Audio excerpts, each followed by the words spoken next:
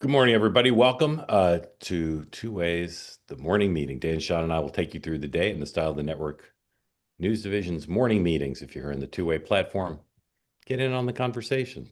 Many people have already raised their hands. Join them. If you're watching on X or YouTube, don't do that. On this, the holiest day of the year for the Jewish people, a violent attack in England happened just a little bit ago. Go ahead and take live coverage. Let's just check in on that story here at the top of the hour. Attack at a synagogue in Manchester. A third person, thought to be the attacker, is shot dead by police. This image has emerged of a man who is believed to be the suspect. The incident took place on Yom Kippur, the holiest day in the Jewish calendar. Today, like I said, being an auspicious high holy day, with all fasted since 6:30 last night, you want to feel secure, you want to be able to go to places and feel that you can just walk around and do what you can do. It's reported a car was driven towards members of the public. 3 people remain in a serious condition. I'm already able to say that additional police assets are being deployed to synagogues across the country, and we will do everything to keep our Jewish community safe. Prime Minister's to chair an emergency Cobra meeting as he flies home early from an EU summit in Copenhagen.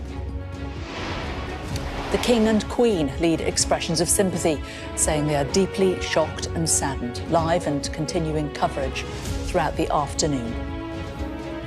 Okay. Well, you can kill that. We'll spend most of the program, or a lot of the program, talking about the shutdown and the politics of that. But just for starters, Sean, thoughts on that attack and timing of it, and what do you think happens next in terms of England and the U.S.? I don't know in terms of England and the US, but I mean, it's obviously pretty grotesque and atrocious that people continue to use these opportunities. I mean, you think about what October 7th was, another holy day for the Jewish people.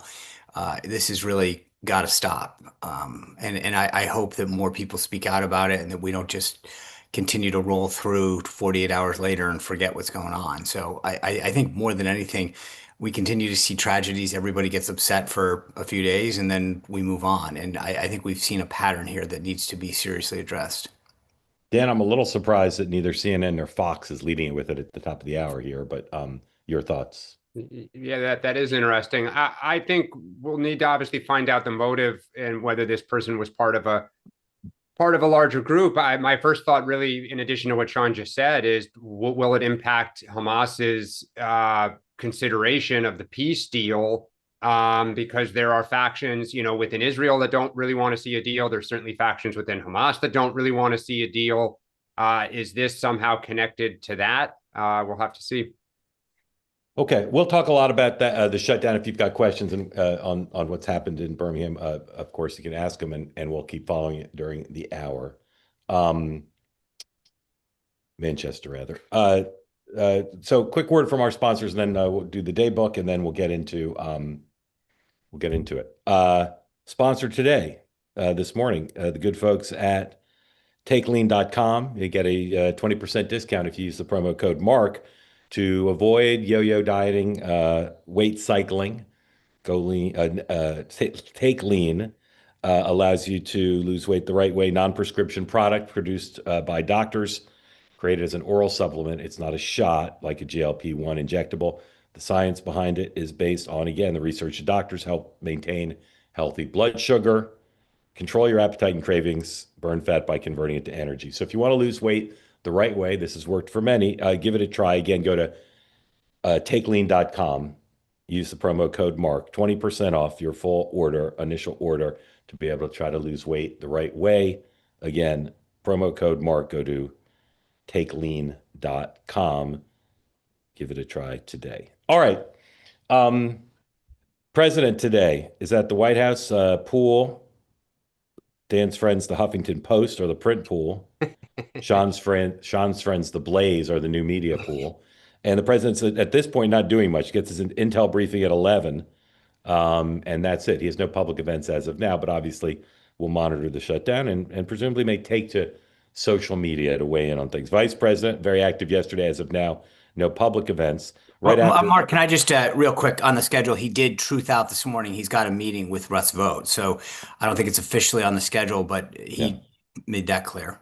Yeah, and the two of them are amping up the pressure as they did yesterday, threatening more layoffs and withholding of funds primarily to blue states. House Republican leadership having a press conference at 10 o'clock, and the Senate is in, but they're not going to vote today, according to John Thune. So the Yeah, then tomorrow.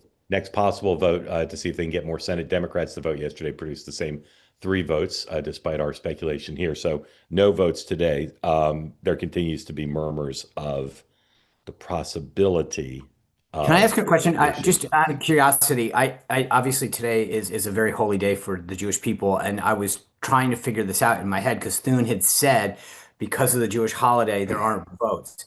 Now Yep. I didn't know if that was just deference to the religion in Yes. general.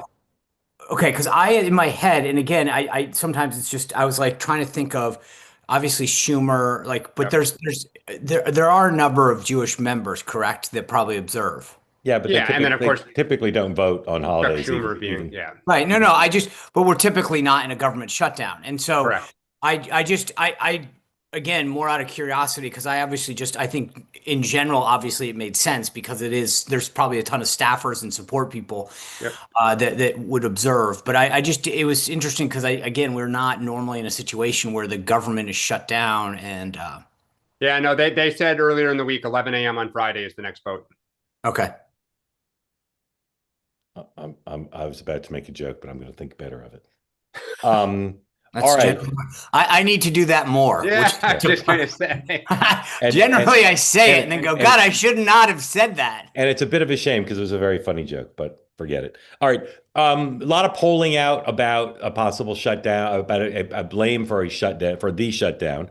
Washington Post poll 103A, very negative to the Republicans. B go to B. Very weird way to frame their poll. According to the Post poll, overwhelming numbers are blaming Republicans for the shutdown as opposed to Democrats and independents. And for instance, 50% blame Republicans, 30% or only 22% blame Democrats. New York Times poll 104A is different. Still more people blaming Republicans. You go to the next one, B. But the gap is narrow. The government shutdown could offer a point of agreement. Asked which party should be blamed, 19% said Democrats, 26% said Trump and the Republicans. 1/3 said both. So all the polls I've seen so far say people blaming Republicans more, but the gap in some is much more narrow, as you see there. So let's start with the Democrats. They served yesterday. And there's one more poll. Yep. Yeah, there's another one similar. again, similar. That's the Marist poll. So they served yesterday. Schumer didn't lose anybody. There's talk of a nascent Senate gang to try to negotiate kind of a fig leaf for Schumer and others to say, yeah, we got something on healthcare, but Republicans are holding the line and increasing the pressure, as we said. Dan, if you were giving advice to the Democratic Senate caucus, what would your advice be? Well, I checked in last night around town. A lot of Democrats still feel comfortable, to use Steve Elmendorf's, when do people get uncomfortable idea. Democrats still feel pretty good. So I think it'll be interesting tomorrow because I think that'll be the last vote before, and then members are going to go home for the weekend or at least stay in Washington, but you're going to, local ed boards and local constituents will kind of weigh in more as they gather over the weekend. I don't think they're going to lose any more tomorrow, but I think these conversations are going to intensify. And I think the off ramp is becoming apparent, which is there's going to be an extension probably to November, as is in the House bill. And there's going to be a deal on the Obamacare subsidies with some changes that Republicans can say to their base, we strengthen the program. So, Sean, Republicans clearly knew that they have a vulnerability on health care and turn the healthcare fight into a fight about illegal immigrants. I would say, based on the totality of what I know now, Republicans are right in a technical sense, but they're obviously exaggerating it. I want to show you what people do in politics. I want to show you. It's long, but I think worth watching. This is AOC and Bernie. It's brilliant. Buddy picture. Dan says it's brilliant. I'll be curious to see what Sean thinks. A lot of people think it's good. There's a video made by two progressives just out for a walk and Luckily, a video crew happened to be there talking about why this is a fight about healthcare. Please roll 115. Hey, everybody. I was walking here in Washington, D.C., and who did I bump into? One of my favorite members of the United States Congress, Alexandria Ocasio-Cortez. And one of my favorite senators. All right. Anyhow, as everybody knows, we are now in a government shutdown. Republicans are attacking Alexandria, attacking me. Why didn't you vote for this clean CR to keep the government open? Well, there's nothing clean about it. This is one of the dirtiest tricks that is being pulled on the American people right now. Starting today, October 1st, and throughout the rest of the month, Americans across this country are going to start getting notifications that their insurance premiums are up to doubling. We're talking about... Say that again. Your insurance, your monthly insurance premiums are going to double for millions of people across the country. At a time when we are already paying, by far, the highest prices in the world for healthcare, at a time when people can't afford it right now. So what happens? That means people getting bankrupt over chemotherapy, people going to the pharmacy and not being able to get their insulin. And frankly, it means a lot of Americans are going to be in danger. And Republicans want us to rubber stamp that. So what are we going to say to that, Bernie? Well, I'll tell you, it's not only be in danger. Let's be clear. And I'm not, doesn't make me happy to have to say this, but there have been studies out there that when you combine doubling premiums for the ACA and then throwing 15 million people off of Medicaid and the ACA, the result is, according to studies at Yale and the University of Pennsylvania, 50,000 low-income, working-class Americans will die every single year. All right? If you don't have the money to go to a doctor and you're sick, you die. And that's what we're looking at. That's what this clean bill is about. And so Republicans want us to rubber stamp that. And we're saying no. We need to stand up for the American people. We need to stand up for our healthcare system. And if they want our votes, they need to make sure that we're protecting every American and making sure that we can do what we can to continue to make healthcare accessible, affordable, as we work to make it a human right for all. Right. So let me just back that up. Remember, right now, our healthcare system is broken. Right now, we're the only major country on earth not to guarantee healthcare to all people. And these guys want to make it even worse. We're not going to let that happen. No, we're not. Thank you. Onward. Sean, I thought she was going to end by saying onward, comrades, but she didn't. Thoughts on the video and thoughts on the terrain that the Democrats are trying to fight this out on? So I would call that Bernie splaining. It was kind of funny how he let her, he was like, Alexandria, can you say something? And then I'm going to tell everyone what you really meant. It was whole. I mean, so one, I'll say it's amazing. Unlike Donald Trump with his cabinet sitting behind him. I'm just, look, I'm critiquing. Look, here's the deal. Yep.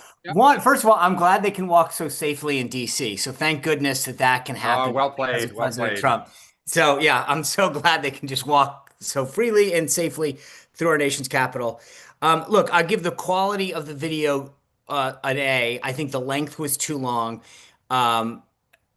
Look, I just think that the pitch, when you're explaining, you're losing, and he's going in about studies and whatever. So the production quality good. I think the message needs to be tightened up. And frankly, this is where, if I were a Republican, and Speaker Johnson should spend more time on conservative outlets as opposed to going on CNN and ABC over and over again. But the reality is that he actually had a decent message, which is, and this is where it needs to be tightened. Instead of going an equally long thing, it just needs to say, great, we will have that discussion, but we got to fund the government for, in this case, 7 weeks. Maybe the negotiating point that I said earlier is to take the number down. Hey, we need 4 weeks to get this done. We agree it needs to happen. So let's keep the government open and then have the discussion. But they need to go to a sequencing fight as opposed to try to have that fight now. By the way, Mark, can I just say, if I were Hakeem Jeffries and Chuck Schumer, how on earth, look at what they just did. Clean CR, dirty trick.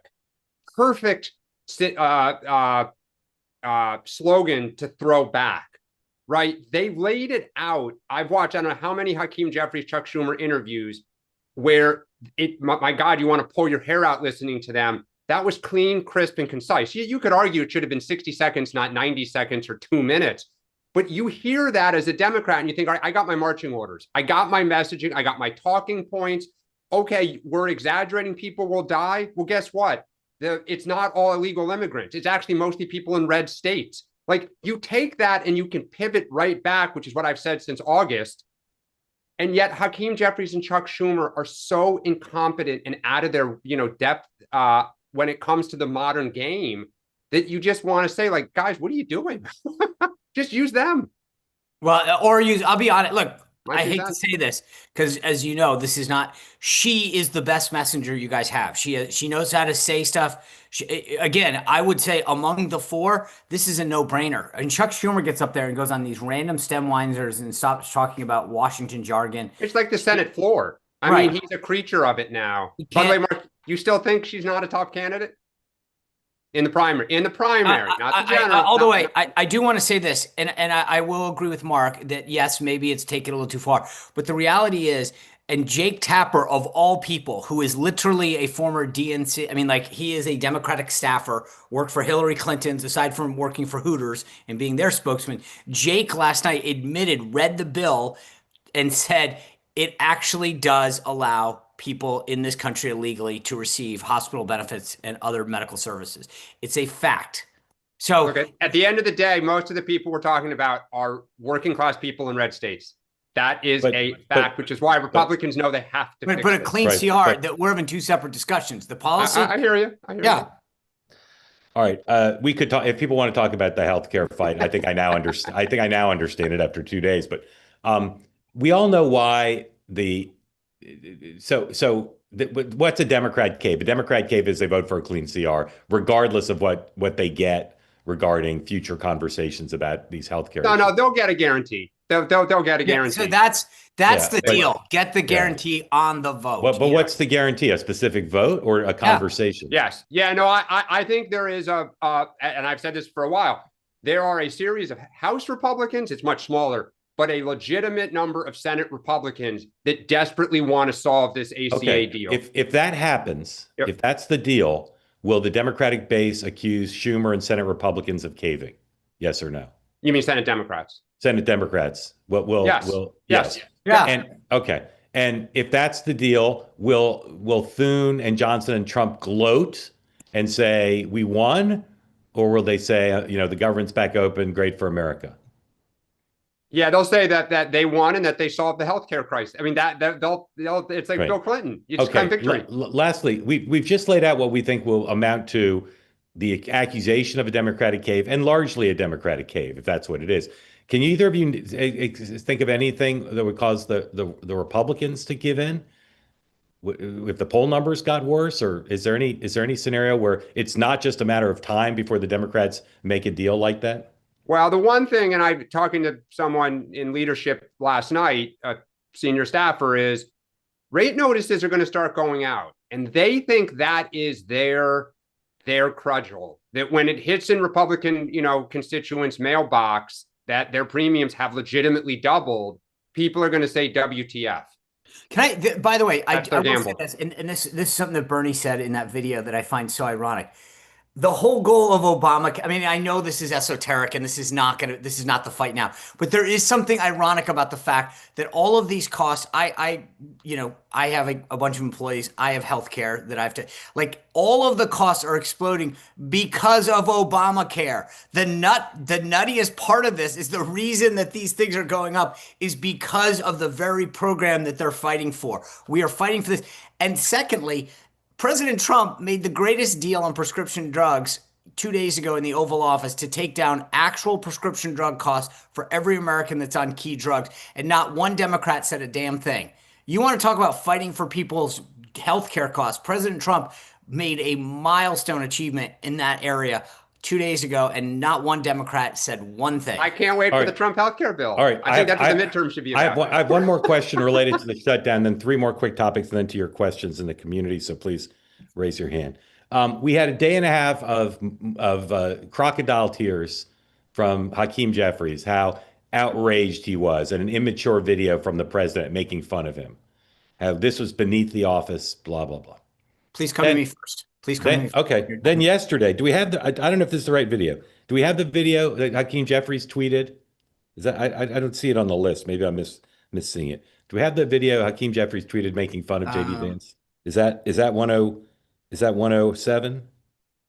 The president's been posting some images of Leader Jeffries and Senator Schumer. Is that the right one?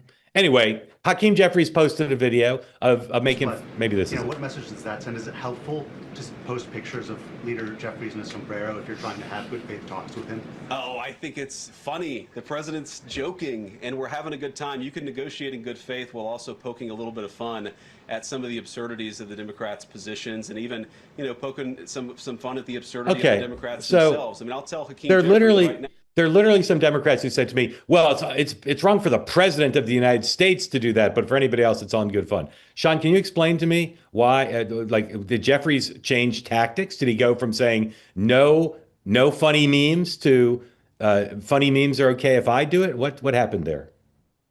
Mark, it's simple. Hakeem Jeffries hired the marketing team from Cracker Barrel to help him.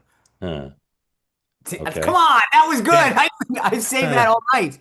I mean, look, this is so bad. It was literally like, I hope that all the people that do his social media were furloughed and that like some buddy of his had cap cut, because that was embarrassing. The idea that this is what you come back with was just really, really sad and pathetic. I mean, to Dan's point yesterday, Gavin Newsom needs to get on the phone and say, hey, I'm sending you a couple of folks for a week. They'll be in your office. Just say thank you. Dan, Sean didn't like the execution, but I'm still focused on this question of like he was on the high horse on the high road, and now he's doing something. I mean, maybe if Trump's was quote unquote racist and that was just mocking, I don't know. Did you see that as a Jeffries decision to can't beat him, join him? Like, what am I missing? Yeah, I mean, look, there's been so much attention on Schumer and his problems and how he's struggling to lead his caucus. Jeffries time and again kind of disappoints you. And I think the fact that Jeffries responded to that, not only with a big flash of anger, but he did it on the Capitol steps with members of Congress behind him. Like nothing screams 80s and 70s and 90s like that. I still would say people who have done the best against Donald Trump, who get in his head, who set him off to be the worst of Trump, is when they mock him relentlessly with humor. And I don't know why Democrats do not follow what Gavin Newsom did. Like, I'd have pictures of like memes of Trump with fat, swollen ankles. He can't walk upstairs. He's drooling. Like, taunt him that like his cabinet has to speak behind him. Like, get in the game and smack him around instead of being like indignant.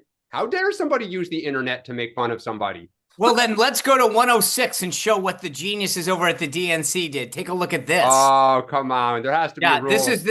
You think Hakeem Jeffries is bad? Here we go. Republican and Democrat kiddies cannot agree on what should be funded. Democrat kiddies want you to have health care. Republican kiddies do not. Republican kiddies control the Senate, House, and the White House, so they're using that to cut your health care and give money to billionaires. Democrat kitty tries to negotiate, but Republican kitty keeps running away. He has a vacation to get to. Uh-oh, suddenly the money you pay for your health insurance has tripled. Thanks, Republicans. Do you understand? That's not a meme like on the internet. That's from the DNC. I don't hate it as much as you do.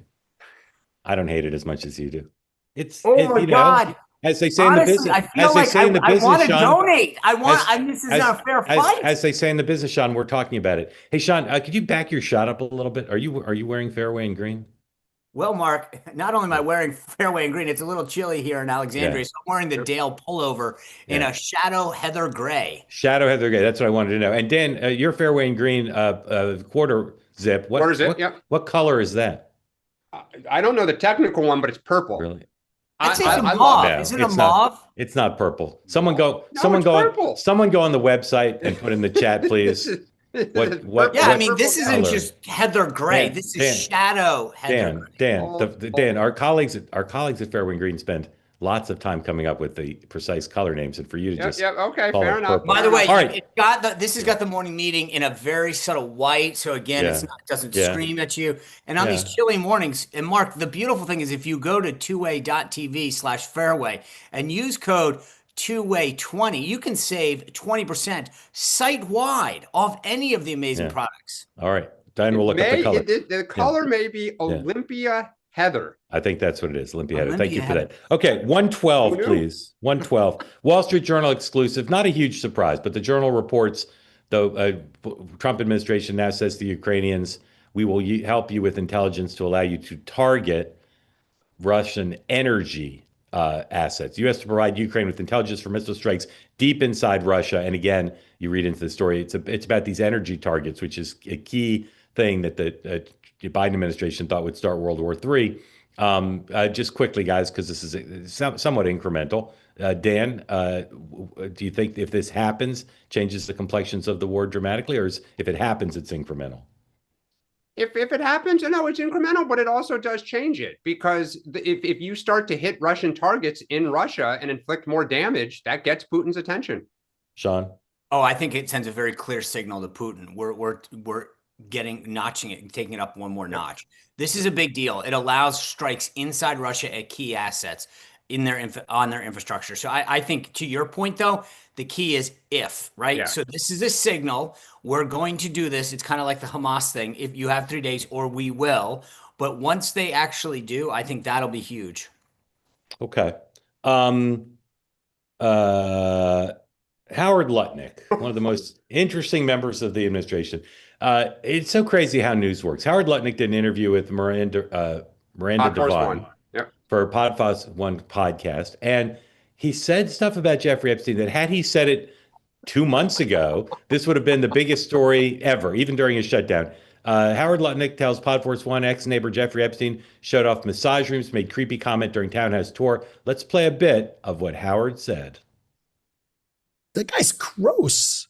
Right with my wife. Like, he's gross. The guy's gross. This was not Howard was his neighbor. Nuance of Howard Lutnick. Yeah. This guy's gross. Right. Howard and his wife went over to the house. All these other people could hang around him and not see what you saw. Or did they see it and ignore it? Or no, they participated. Right. That's what his MO was.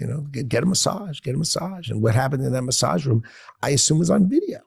This guy was the greatest blackmailer ever. Blackmailed people. That's how he had money. So again, Howard's on my message. Howard and his wife moved into the neighborhood, went over. Townhouse next door. Yeah. Epstein showed them a massage room, and he said, like, I get special massages here. And here is a member of Donald Trump's cabinet in counter to what the FBI says and what the available evidence, back to this narrative of he had men come in, say, get a massage. He videotaped them, then he blackmailed them. And he said Bill Gates was amongst those who did it. Sean, what do you say about Mr. Lutnick as a historian? Back when I used to do media training for military flag officers, we used to be very clear that you should stay in your lane. Yeah. So if a particular Secretary of Commerce and Epstein. Yeah, so I would just advise everyone to stay in your lane. If it's not pertinent to what you are doing, you might not want to discuss it or enter into evidence that which you are not being asked. Dan, I know Epstein's not like front and center today, and I know the shutdown, et cetera, but shouldn't more people be paying attention to this, or they just think he's making it up? Like, why isn't this getting? I bet most people listening to us now, this is the first they're hearing of it. Unless they read the New York Post, as they should. But why is this not getting more attention? By the way, shout out to Miranda Devine. That podcast has made news almost every time they interview somebody. Yes, yes. I mean, Sean, look, stay in your lane. He was his neighbor. Howard Lutnick ran in the same circles. He knows a lot of the same people who were friends with Epstein. Like, but I believe it's consistent with everything I've heard. But you think Howard really believes that, or he's just 100%? And I've said it since this whole thing erupted. It has always been my understanding that was how he monetized his relationship. But there's no evidence of it, Dan. Well, there are a lot of journalists working on this, and there are a lot of journalists that have, not a lot, but there are prominent journalists who have seen the sealed evidence, don't ask me how that they got it, who claim they have seen the names of the people. Now, the reason they don't come forward is these are very powerful people. And if you're going to face millions of dollars in legal costs if you go on record and name them because it is sealed. So I think the question is, does Maxwell get pardoned? We've always said this. The story comes back if something new is added to the mix. And there's a lot of rich, powerful people who are still praying that their names never see the light of day. Let's go back to the premise of your question. If the reason it's not getting attention is because it's speculative, if there was I saw a camera in the corner. Well, no, that's factual. The New York Times has the photos of his house with the cameras in there, which they ran back, I think it was over the summer, and that whole thing that was like bonkers of the naked artwork and the massage tables. And you can. Well, you can no, I guess, and again, I will say this for a lot of personal, I really don't try to follow this because I find it, I follow it on the political side because we talk about it, but like the nuances of what he had in his apartment or nothing, frankly, disgust me. And so my point is more, if we knew there were tapes of individuals that had been recorded doing bad things, I think that's true. I've never heard that exists. Is that, do you, I mean, it's one thing to have. No one's ever said about the tapes. I mean, And so like that's when he says, I assume they were videoed or whatever the phraseology was there. That matters because it's the reason it's not getting attention is everyone's saying that's purely speculative. Yes, I don't know. I agree with Sean. All right. Just quickly, there's a double header of Rahm 28 on the Wall Street Journal editorial page today. Rahm himself has an op-ed piece, even though I think he's a columnist for the Washington Post. He's got an op-ed piece in the Journal about education. It hits the teachers' unions a little bit. Just a lot. It's a very Clinton-esque piece about, we need to. He even uses the term seed corn, which is something Bill Clinton always said. So Rahm is basically self-consciously trying to be Clinton 28 and Bill Clinton 28. And Karl Rove has a piece about the Democratic Party with some very favorable at the end there, a very favorable summary of what Rahm said in Iowa. I think this is the next screen, right? Or maybe not. He I don't know how he got so many quotes from Rahm's speech. I went and looked for himself, but I saw more quotes from Rahm's remarks at the fish fry in Iowa in Carl's column than I did anywhere else. And then Hugh Hewitt had a tweet very favorable to Rahm. Rahm seems to be shaping up to be like the Gang of 500, bipartisan Gang of 500's consensus candidate choice. So my question to you, Dan, first, and Sean, is support, and again, Carl's not endorsing him. He's just saying that's smart to be more centrist. Is the support of people like Karl Rove and Hugh Hewitt, is that good for Rahm? Because Democratic donors will say, great, like, yes, if they think Rahm can win, we'll give money to Rahm. Or is it bad for Rahm because the base will say, see, this guy is the candidate of Hugh Hewitt? Look, I think it's both, because just like with Gavin Newsom, you got to break out of the pack. So one of the reasons Rahm's getting all this press is first off, he's not in office right now. He's the only one really out there doing stuff every single day, trying to get into the conversation. Pete Buttigieg at times has, but then he kind of recedes. So I think you need to be taken seriously. You need to be in the mix. You need to have your name bannered about. We've always said this, Rahm's Achilles remains the base. And I wrote about this earlier in the week. At some point, he needs to do something to show them some love, to give them a reason to say, all right, let me look at you. Because the irony for Rahm is his personality is made for this moment. He is intense. He's competitive. He really likes to win. He's unafraid to rough people up. He's excellent at the dark arts. For a party that is desperate for that, but he's got to find an issue to latch on to where the base is like, amen, you're our champion on this. But Rahm continues to be someone that I think could move into that first tier by next spring if he keeps doing this. Does he need to do the base thing before the midterms? No. Well, you need to start laying the groundwork for it, because otherwise it's going to look a little inauthentic. And I think my worry for Rahm would be if you don't do it now and someone else does it, then you've lost out. So Shapiro, like if you look at that moderate wing, There's nobody in it right now. We talk about Whitmer, we talk about Shapiro. Bashir is trying, but he doesn't have the personality of Rahm. So there's an opportunity for Rahm to get into that first tier by next summer in the moderate lane. Sean, I continue to think that Rahm could surprise people with how much money he raises, and that he could win the money primary, not counting Pritzker's own money. That Rahm could literally, if you count Super PAC, he really could, and winning the money primary in 2026 into 2027 would be a big deal, right? It was. I mean, look, first of all, I think Dan's absolutely right in analysis wise of where he stands, and not my party, but I would, from my perspective, I think Dan's put his finger on this. I think Rahm has somewhat of a Buttigieg problem with the black constituency in the Democratic Party, and that's a problem. I would take it up one notch, which is writing op-eds in the Wall Street Journal is probably not the audience of the base. But I just want people to listen to two lines in this. The latest education data is devastating. This is Rahm in the Wall Street Journal. American students are performing worse in math and reading than they were a generation ago. Instead of confronting the crisis, Washington is silent. We've let the national debate get hijacked by distractions, bathrooms, pronouns, and school names, while ignoring the fact that too many kids don't know what a pronoun even is. We've lost the plot. If Rahm took that, jacked it up, and said, guys, we can't have these fights because we're losing the next generation and they're going to the Republicans and da-da-da. He's got to twist it from policy also to politics and to say we're losing young men because we're not focused on the priorities, and get sort of indignant and pissed off, and which he can do very easily. And I think that Rahm could not just own that lane, but actually expand that lane if he takes it from just being professorial to pissed. I'll tell you the difference between Rahm and Pete on black support.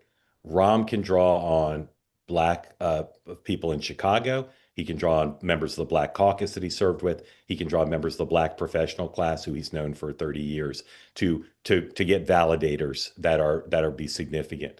And I just don't. Oh no, I agree with you. By the way, I think he's got a certain former Black president. Right. Yes. So 100%, too, maybe. 100%.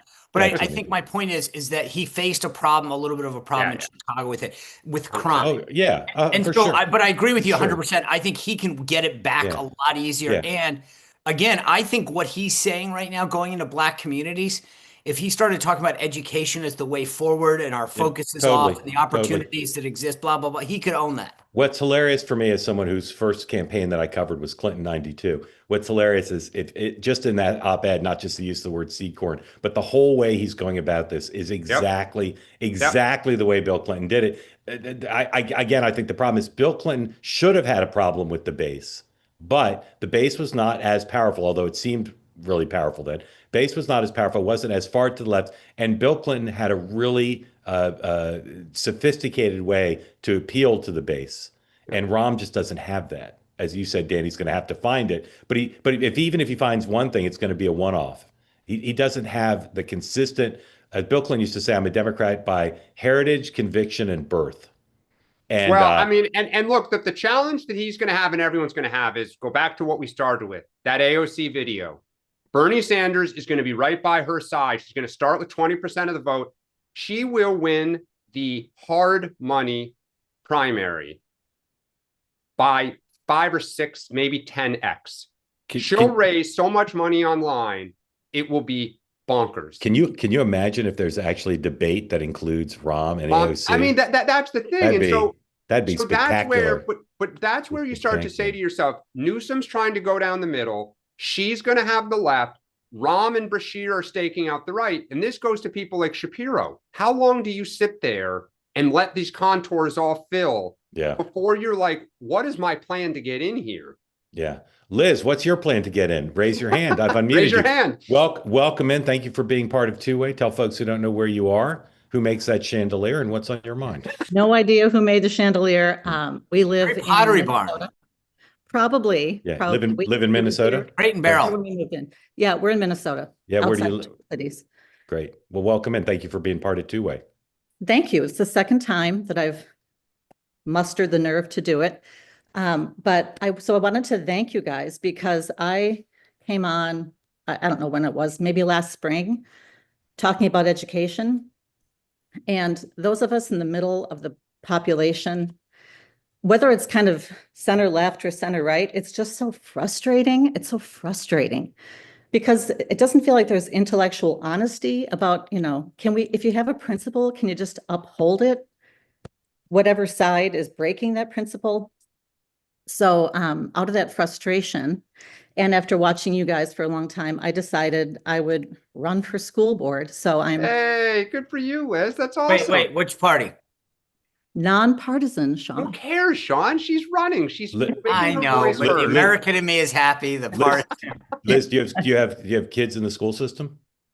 I do not. We are empty nesters. Okay. You did. But And have you already run, or you're in the process of running? I'm in the process, and it's so interesting. It's at such a small scale. I understand it, but Yeah. Tell us your platform, and if the community likes it, we'll raise some money for you. Thank you. What are you running on? I am running on reading. I'm a reading specialist, and I tutor kids from the district. And our district is actually doing really well. I mean, I commend them. They've implemented the science of reading, and they've done really well, except that there are still more things that need to happen so that these kids can really learn to read properly. So implementing the READ Act, which was passed in Minnesota in 2023, but then also really, and I'm not a Luddite, but really trying to marginalize the technology in the classroom. Because one of the things I see is that parents pay me to teach their kids how to spell and how to read. And then they go back to school and they get on their Chromebook, and their Chromebook checks their spelling and checks their grammar. So they are turning off their brain when they're doing this. And I feel like kids know more about this than we do. I don't feel like this is something they need to be taught at school. They're probably ahead of us. So teaching reading properly and minimizing the negative aspects of technology. Are you raising money for your campaign? No. No. All right. We taking spending money on my campaign. Okay. We take an in-kind contribution of a slogan? Sure. Liz for Kids. I like it. My husband came up with, so my husband's an attorney. He's very good at strategizing and all that. And he came up with an acronym: assess, communicate, teach, act. All right. Was he in the military? Liz, we could raise you $5,000 right now if you told us a URL or a Venmo. Sean, question for Liz. No, I will say I'm glad it's amazing what you're touching on. I mean, Ram obviously wrote a little bit about the general topic in the Wall Street Journal, but I see the same. I've got two kids, obviously, and so it's amazing to me what our priorities have changed in terms of, I asked my daughter the other day, can you write in cursive? And she was like, some things. And it was just amazing to realize that, like, when did we lose the basic fundamental things, math, learning how to, multiply, subtract, basic structure of a sentence, things I should have done more of. And so we're teaching kids how to use the technology to do stuff that their brain should know how to do. And I'm glad to hear you getting back to basics, because I think we need more of that. Dan. First up, Liz, it's fantastic you're running for office. If you're frustrated or you think that you can make a difference, do it. This is how the system works. Regular people raise their hand and say, I shall run and put myself forward. And so I think it's just fantastic. Kudos. And I wish you luck. I hope you win. What are you enjoying running for office? Or do you not like, some people love to campaign, they hate to govern, and some people love to govern and they hate to campaign. I think I would prefer to govern, but I have to say, do I enjoy running? It's extremely informative to me to be in because it's, my whole life you look at people that are running, you look at people in office, and you have all sorts of opinions. It's so bizarre to be the person about whom people could have opinions. You're in the arena. Yep. Liz, are there debates? We did not have a debate, but this is the most terrifying thing I've done in my adult life. There was the League of Women Voters puts on a candidate forum. Yeah. And so we sit, as a panel in front of a small audience, and it's live streamed, and they ask you questions, and you don't have the questions in advance. Oh, that's what ABC would give them to you if you did an ABC debate. Well, they didn't this time. And honest to goodness, that is like, I developed TMJ. I was so stressed out the 2 weeks before that event. But having done it, I was really glad I did it because I thought it's doable. Like normal people That's it. can do this.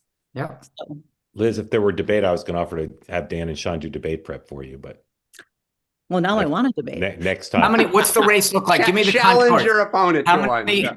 Do you guys run by district or at large? Like, is there an incumbent? Is it an open seat? What do we need to do? Can we do a 527 and take out the other people? That's the spirit. Yeah.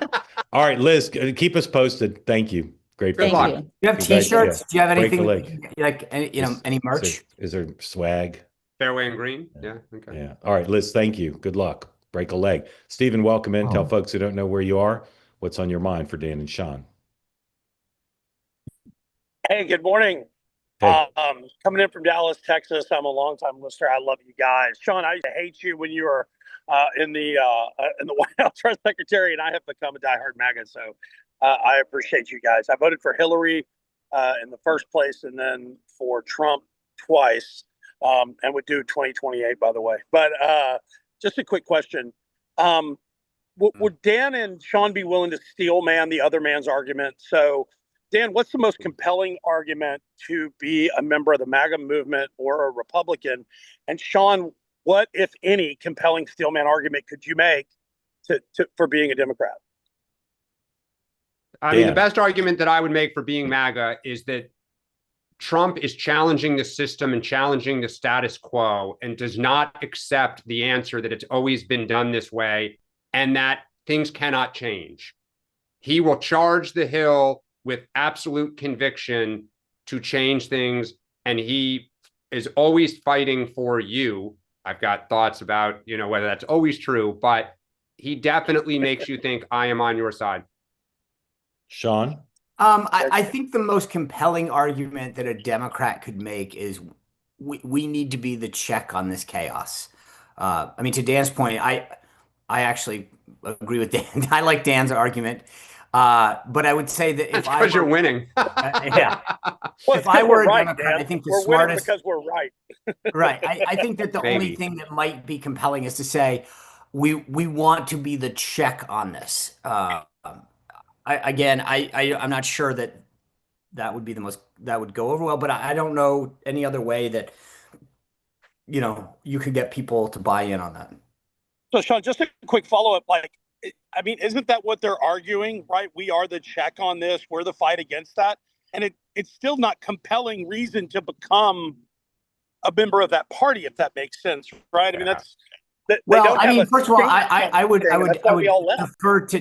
defer to Dan. I don't hear that a lot from Democrats, meaning that they're overriding. They talk about healthcare and everything. If I were them, I'd say, guys, the number one thing we need to do is just to say, there's so much chaos in the world right now on tariffs, on business, on this and that. And we need to be at the table. We need to be a check on this. We'll buy, we're willing to be partners when it makes sense, but he needs to have a check on him because he's out of control. I don't hear that from them. I don't know that. So I have found a couple Democrats who I think speak for Sean. Okay. A couple Democrats whose platform Sean Spicer could endorse in full. Ladies and gentlemen, the Spicer Democrats. Roll. They're a new generation of Democrats, Bill Clinton and Al Gore, and they don't think the way the old Democratic Party did. They've called for an end to welfare as we know it, so welfare can be a second chance, not a way of life. Check. They've sent a strong signal to criminals by supporting the death penalty. Check. And they've rejected the old tax and spend politics. Check. Clinton's balanced 12 budgets, and they've Check. proposed a new plan investing in people, detailing $140 billion in spending cuts they'd make right now. Check. Clinton Gore, for people, for a change. Sean Spicer, endorse? I think endorse the commercial. Okay. Stephen, thank you. Thanks to Matthew Bartlett. We've been texting back and forth about that ad. Well, can I just ask you, because it's so fascinating. Go ahead. Go ahead. Hillary, and Stephen, then Trump. Stephen unmute. Sorry, go ahead. What is it that made you make that jump to try? Is there, if you had to say, like, what is the one thing that Trump got you to come to his side away from her? Yeah, so I'll be honest. It wasn't Trump. It was I was red pilled really by the media, and I was red pilled by the things that I was, blatantly being lied to about day after day after day after day. Good people, both sides. I mean, this kind of thing just led me to believe like there is a system against this man, and it makes me really curious as to why that the machine, whatever, for conspiratorial talk, is so against this human being speaking out and running for office, especially when he was the darling of the world, or whatever. Oprah loved him, Barbara loved him. I mean, everybody loved him. He's Clinton's best friend, and now he's the worst human being on the planet that shouldn't even exist in human history. But they're all lying about what he said, and I was like, what could be so awful about this? And as you dove in and you got past the media blurbs, and you're like, oh, he didn't say that. Like, oh, wait, what's he saying? And then you start looking around and you're like, oh, no, these things actually are serious problems. How do we solve that? I'm in the automotive industry. And so I've been in sales most of my life. I've been in the car business 33 years. And we got a wonderful fire truck. Thanks for our great service leaders leaving. But and I noticed, I hope everybody's okay. And I noticed just a vast shift in like where people have. I've interviewed people about their incomes for the last 33 years, right? I mean, if you told me what's a plumber make, I could tell you. What's an accountant make, I could tell you. I mean, I understand these things on a real level, and I watch their spending because I'm the one that's responsible for helping them find their vehicles or whatever, right? And so I've watched car payments rise, and the price of vehicles have risen almost 45% in the last 10 years. Like, what are the things that are causing these things, and why does nobody talk about them? And Trump seemed to be talking about them. And it was just like, what's going on here? And socially, it's moved me right too, right? I mean, it's moved me even socially. Sorry. That's okay. No, you're answering my question. I'm loving it. I'm listening. Stephen, what's your rough estimate for how many people you're speaking for? Tens of millions, my friend. Thank you very much, my friend. Thank you for being part of Two Way. Every day, brother. Does a dealership have a slogan? So I'm not a dealer anymore, but okay. I work for we sell things to dealers. Yeah, I've left the stores after 30 years, so got it. I'm retired. Right. Thank you very much. Thanks for being part of Two Way. So fascinating. Yeah. Jason, welcome in. Tell folks who don't know where you are what's on your mind for Sean and Dan, and please guarantee a victory tonight. Oh, he's got the hat on. All right, can you guys hear me? Jason, I'm not even going to be able to watch tonight. That's how upset I am about the whole thing. Yeah, it was stressful last night, so very fingers stressful. Crossed. Yeah. But thank you. This is my first time. Yeah. Welcome in. Are you a New Englander? Yes, I'm in Brookline, Mass. Brookline, Mass. Dude, how far do you live from a Starbucks? They're closing all of them. Yeah, I was gonna say, how close do you live to a Dunkin'? Like 2 minutes. Dunkin's close enough. Yeah. Yeah. You got a drive-through or just a regular? And no, regular. They're all do you have a Whole Foods? Have a Whole Foods. A lot of walking. Very walkable. I love Brookline. Yeah, that's the best. Yeah. Well, congratulations on finding. It's no Newton, but it's still very nice. That's true. Yeah. So, welcome in. What's on your mind for New England's finest, Sean Spicer, and Minnesota, finest. Texas, Massachusetts? Yeah. What's up, dude? What's up, dude? Besides the game, we just appreciate Just turn this into sports talk radio and ask us about my dream. Cora's decision in the 7th inning, and no, I was going to talk about the shutdown, but you guys let's talk the show. Okay, whatever you want. Up to you. Okay, so I'm in between, but just in terms of the shutdown, I watched cable news all day yesterday trying to get some more information, I guess, about the shutdown, and I feel like I know less than I did before watching it. So I just wanted to ask you guys what this fight is really over, and it was a little frustrating. The government shut down. I've never seen so much of Hakeem Jeffries, Mike Johnson on every channel, saying the same thing. Yeah. Jake Tapper, to his credit, pushed back a bit on Jeffries. Pointed out some of the fine print about illegal immigrants receiving money for healthcare from the government.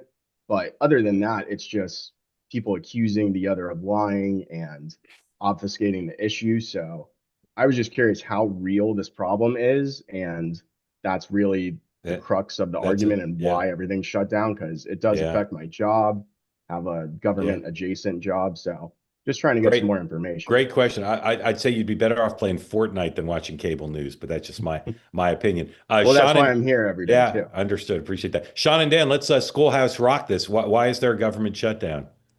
Free your answer from any partisan I mean, thing. look, I will say on if we back up a second, I do think it's a problem that we continue to, like, these guys don't own a calendar. The government shuts down, or the government fiscal year ends September 30th, and they get shocked by it. They're like, oh my God, Christmas is December 25th. Holy smokes. I don't know. Like, I think there's a fundamental problem in the process. And I cannot believe that, they take August off and go home to their district, which is fine. But and talk about how we're going to have a shutdown. Right. I mean, I think that there is a process problem with this. Excuse me. Bless you. Anyway, so I think there's the how did we get here and why are we here? Because the process is broken and it's stupid and it sucks. And then is this real question that you're asking? And the answer is, yeah, it's real. I mean, I think Republicans' view is there's a difference between negotiating on the policies and the principles of the next fiscal year and what it takes just to keep the government open. And they're literally getting everything. Like, this is the cleanest deal going. So I think that it is, you could argue that we should only be 4 weeks or 2 weeks and maybe do it more incrementally. I will tell you, it's like, people that don't have to, I mean, you obviously said that you've got a government adjacent job. There are so many things that happen for the month of, like, America's 250, the Navy's 250 is in 12 days. There are people that just can't support it anymore because we don't have government funding. Now, that may not be the biggest thing in the world, but for a lot of people, that's how they've spent the last couple of years, is getting ready for a series of events. And now they're paralyzed. And so there are a lot of things that this does. And so even if you piecemeal it 2 weeks, 4 weeks, whatever.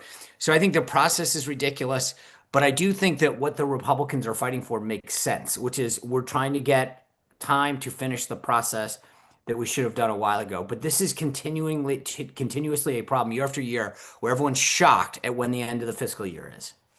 Yeah. Dan. I mean, just, we're running out of time here a little bit. I think for the Democratic Party, they hate all the change that Trump has made. They hated Doge. And so the idea of signing off on kind of his budget, and I know it's a continuing resolution, but the party's just like, hell no, we have lost almost every battle. And this is one opportunity where you need us, right? You need 7 of our votes. So what you say is, if you want my vote, what can I ask you for? And to Sean's point, the other side is saying, look, we're not going to be held hostage by this.